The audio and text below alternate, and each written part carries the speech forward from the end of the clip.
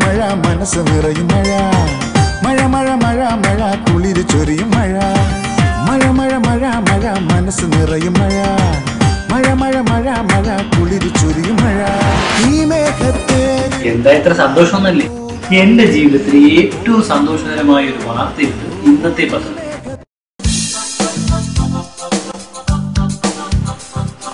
എന്താ വാർത്ത?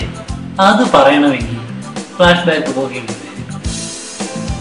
സംഭവം തുടക്കം ഇത്തിരി ട്രാജഡിയാ.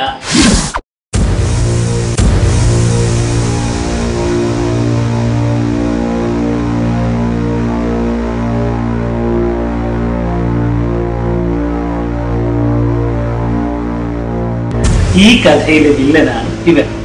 പേര് അല്ല, ഒരു പേരിലൊക്കെ എന്തിരിക്കുന്നു? നീ കരുതിയോ?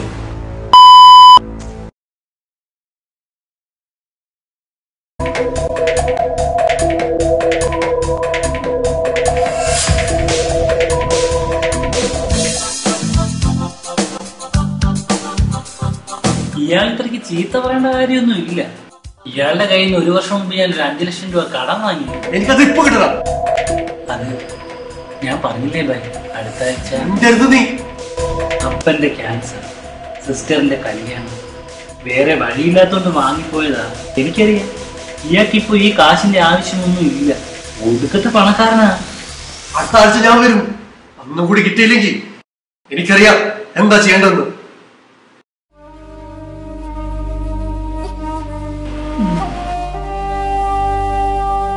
ഇനി അടുത്ത ആഴ്ച.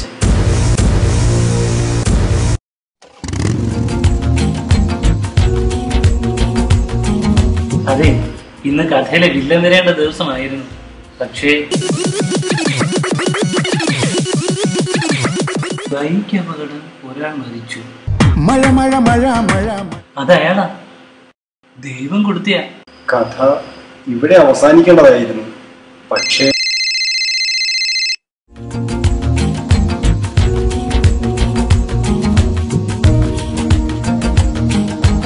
ഒരു മെസ്സേജ് കിടപ്പുണ്ടല്ലോ.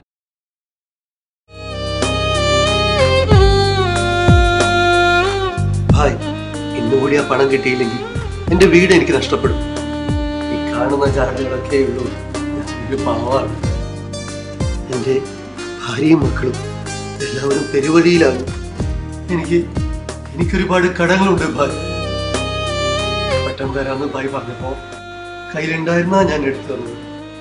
പ്ലീസ് ഭായ്, അല്ലെങ്കിൽ എന്റെ ഭാര്യയും മക്കളും തെരുവിലേക്ക് ഇറങ്ങേണ്ടി വരും.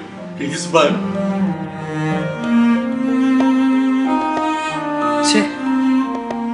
എങ്ങനെയും കൊടുക്കാമായിരുന്നു.